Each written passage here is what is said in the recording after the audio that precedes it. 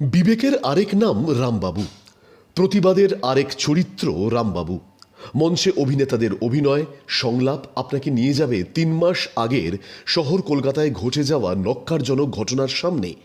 Nayabad তিতাসের নবতম production নাটক রামবাবু মঞ্চস্থ হলো তপন থিয়েটারে। এই নাটকের সব চরিত্রগুলোই যেন বড্ড বাস্তব। স্ক্রিপ্ট, অভিনয়, সাউন্ডের মেলবন্ধনে রামবাবু হয়ে উঠেছিল বাস্তব এক প্রতিবাদী চরিত্র। রামবাবু সেই সব অভিভাবকদের যন্ত্রণার গল্প যাদের সন্তান অমানবিক সিস্টেমের দ্বারা খুন হয়েছে। এই নাটকের প্রধান চরিত্র রামবাবু একজন সাধারণ মানুষ। স্ত্রী পুত্রের মৃত্যুর পর যে মানুষটি অপরাধ বোধ এবং অনুশোচনায় রোজ মরতে চায়। রামবাবুর বন্ধু শ্যামবাবু। পরিবার, যন্ত্রণা, অপরাধ বোধ এই নিয়েই নাটকের প্রথম 10 মিনিট শুরু হলেও এরপর মঞ্চে বিধবা মধুবালা এবং তার মেয়ে মীনা কুমারীর প্রবেশ। আর এখান থেকেই নাটক রামবাবু হয়ে ওঠে বাস্তব সামাজিক এক ছবির আয়না। মীনা ডাক্তার, কলকাতার নামী হাসপাতালে সে ডাক্তারি করে। হাসপাতালের দুর্নীতি জানতে পেরে যায় সে। মধুবালার মেয়ে ডাক্তার মীনা কুমারী। একদিন হঠাৎ ফোন আসে হাসপাতাল থেকে মধুবালার কাছে, তার মেয়ে মীনা আত্মহত্যা করেছেন। আত্মহত্যা না হত্যা, এখান থেকেই শুরু হয় নাটকের প্রতিবাদী ভাষা। ক্রমে জানা যায় মীনা কুমারী আসলে সুইসাইড করেনি, তাকে খুন করা হয়েছে। চরিত্র রামবাবু অর্থাৎ আমার প্রতিবেশী এবং রামবাবুর অভিন্ন হৃদয় বাল্যবন্ধু শ্যামবাবু। রামবাবুর একাকিত্বের জীবন, রামবাবুর স্ত্রী সন্তান সকলেই মৃত এবং রামবাবু প্রতিদিন মরতে চান, কারণ জীবনের কোনো কিছুতে তিনি আর সেই আবেগ পান না, তিনি বেঁচে থাকার রসদ পান না, তাই চান নিজের স্ত্রী সন্তানদের কাছে চলে যেতে পরপারে। এরকম অবস্থাতে মধুবালা তার ডাক্তার কন্যা মীনা কুমারীকে নিয়ে কলকাতায় আসে। তার আগে আমরা নাটকে জানতে পারি মেয়েটি বাঁকুড়া হসপিটালে ছিল, তারপরে সে কলকাতার সরকারি হাসপাতালে আসে। আমরা হাসপাতালের নাম আমরা করিনি, ইচ্ছে করেই করিনি, তো হাসপাতালের নাম না দিয়ে আমরা কলকাতার হাসপাতালে, এবং সেই হাসপাতালে এসে নানান দুর্নীতি যে হচ্ছে সেটি মেয়েটি জানতে পারে। মেয়েটি তার প্রতিবাদ করে এবং প্রতিবাদ করে বলে তাকে ধাক্কা মেরে ফেলে দেয়া হয়। এবং যেভাবে নাটকের গতি এগোতে থাকে, শেষে গিয়ে এই মেয়েটির মা এবং রামবাবু শ্যামবাবু, যারা একটা অসম লড়াই লড়ে সিস্টেমের বিরুদ্ধে, আমরা ধন্যবাদ জানাবো নয়াবাদ তিতাসের পক্ষ থেকে আমাদের নাট্যকার এবং পরিচালক আবিরকে। তার কারণ প্রতিবাদ হচ্ছে, কিন্তু থিয়েটারও প্রতিবাদের হাতিয়ার, লড়াইয়ের হাতিয়ার, প্রতিবাদের ভাষা থিয়েটার বলে।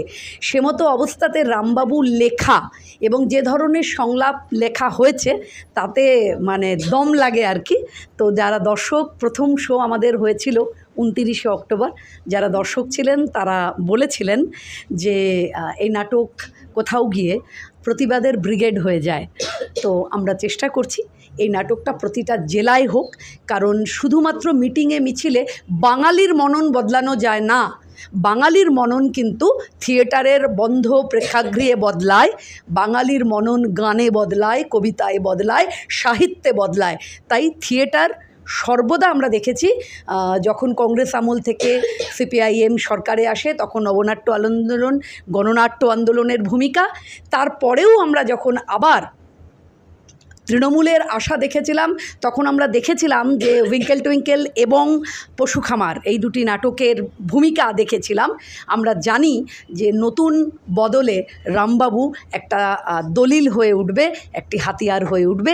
বিবেকের আরেক নাম রামবাবু।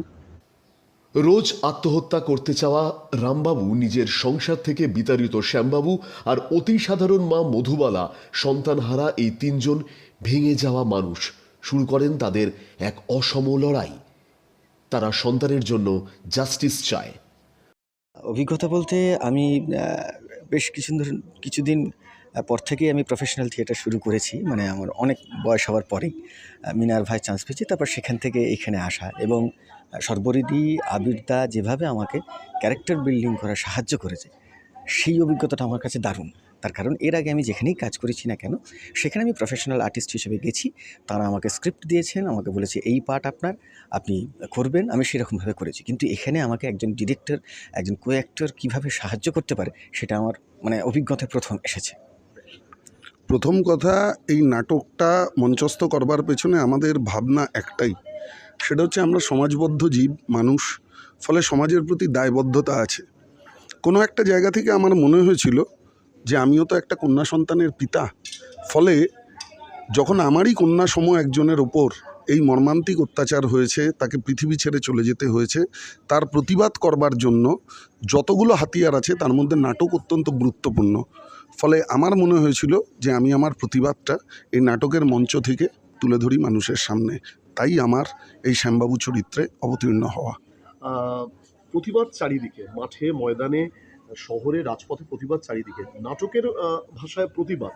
সাধারণ মানুষ যারা নাটক ভালোবাসেন, যারা দেখতে আসেন, কি মনে হয় তারা কতটা সজাগ হচ্ছেন বা তাদের বিবেক কতটা জাগ্রত হচ্ছে?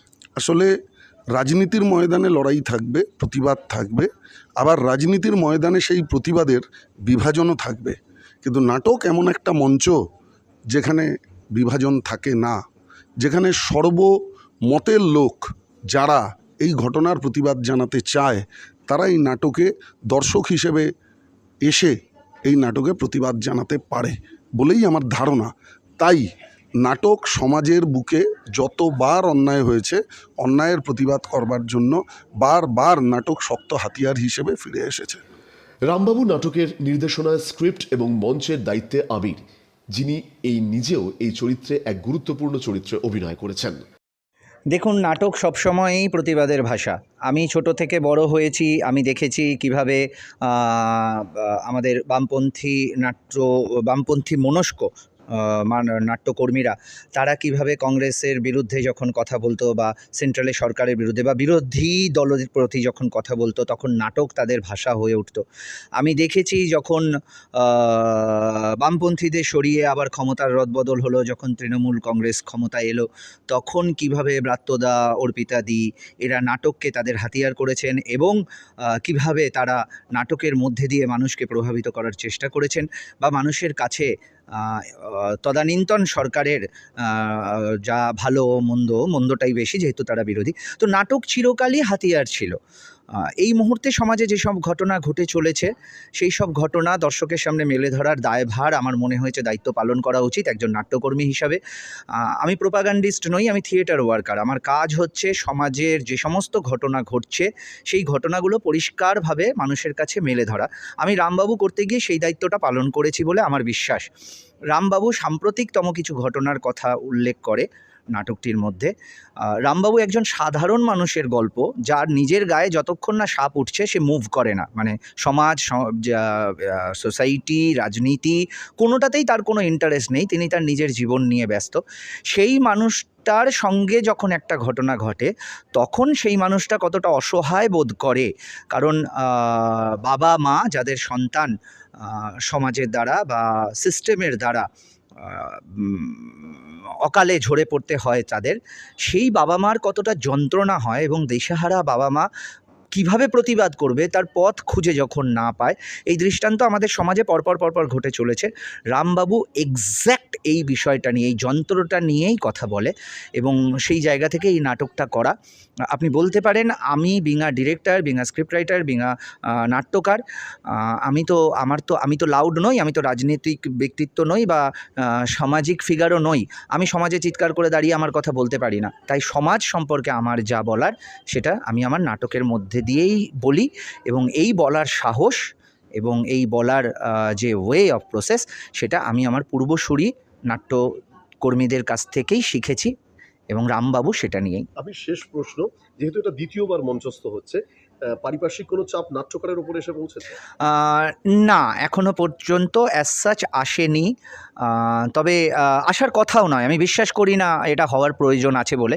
যদি পারিপার্শ্বিক চাপ এসে পৌঁছয় তাহলে সেটা খুবই অন্যায় হবে, সেটা ততটাই অন্যায় হবে যতটা অন্যায় এই মুহূর্তে সমাজে ঘটছে এবং রামবাবু লেখার মতন জায়গায় এসে আমাদের দাঁড়াতে হচ্ছে। সো আমার বিশ্বাস সেটা করবে না বা সেটা হওয়া উচিতও নয়। রামবাবু এবং শ্যামবাবুর চরিত্র দুটি বাস্তব আকার ধারণ করে অভিনেতা কৌশিক চ্যাটার্জি এবং অভিজিৎ রায়ের অসাধারণ অভিনয়। বিধবা সন্তানহারা মায়ের চরিত্রে তার অসামান্য অভিনয় দর্শকদের মন স্পর্শ করেন অভিনেত্রী শর্বরী মুখার্জি। নাটক শেষে দর্শকদের জাস্টিসের স্লোগান, প্রতিবাদী চিৎকার যেন বাড়তি রসদ। এদিন নাটক রামবাবু দেখতে এসে অভিনয়ের স্ক্রিপ্টের প্রশংসা করেন অভিনেত্রী পাপিয়া অধিকারী এবং এর পাশাপাশি দর্শকরাও প্রশংসা করেন এই নাটকের। দারুণ দারুণ উপস্থাপনা, দারুণ উদ্যোগ, সবাই দেখুক এবং সরকারকেও বলবো আপনারাও নাটকটা দেখুন। এই নাটক আপনাদেরও দেখার, সবাই দেখুন প্লিজ। সরকার আপনাদের বলছি, সবাইকে বলুন এই নাটকটা দেখতে এবং সরকারি হলগুলো খুলে দিতে এই নাটকটার জন্য। আমরা সবাই নাটক করছি নিজেদের মতো করে, আমি একটি করছি ঢপের চপ নাম। সুতরাং আপনারা সবাই আসুন, এই নাটকটা সর্বরী নাটক আগে দেখুন, তারপর আমরা তো আছি। ভালো লাগলো, অনেক দিন বাদে এক প্রাণবন্ত নাটক দেখলাম। আর এই নাটক গ্রাম বাংলাতেও যাক, শিক্ষা, এই যে নারীদের অস্তিত্বের শিক্ষা এবং আজকে বলার দরকার আছে। এই নাটক সকলের দেখা উচিত, রাস্তাতেও হোক আমরা চাইছি, আমরা তার জন্য সমস্ত সহযোগিতা করব। খুব ভালো লাগলো। বর্তমান পরিস্থিতিতে রাজ্য সরকারের যে অন্যায় অবিচার, নির্ভয়ার যে কষ্টকর মৃত্যু, তার বিরুদ্ধে এই নাটক প্রতিবাদ স্বরূপ। এই নাটক সব জায়গায় পরিবেশিত হোক, রাজ্য সরকারের বিরুদ্ধে মানুষ গর্জে উঠুক। ধন্যবাদ। বর্তমানে সরকারি হল এই নাটকের জন্য পাওয়া যাচ্ছে না বললেন অভিনেত্রী শর্বরী মুখার্জি, কিন্তু তাতে কি যায় আসে? এই নাটক প্রয়োজন হলে শহরের রাস্তায় করবেন বলে জানিয়ে দিলেন অভিনেত্রী। মৃত ডাক্তার মীনা কুমারী কি সত্যি জাস্টিস পাবে? তার জন্য অপেক্ষা করতে হবে আমাদেরকেও। তবে নাটক যে আরেক প্রতিবাদের কণ্ঠ, তা এদিন বারবার উঠে আসে তপন থিয়েটারের মঞ্চ থেকে। রাহুল গুপ্তের এক্সক্লুসিভ রিপোর্ট, দিশা শক্তি নিউজ, কলকাতা।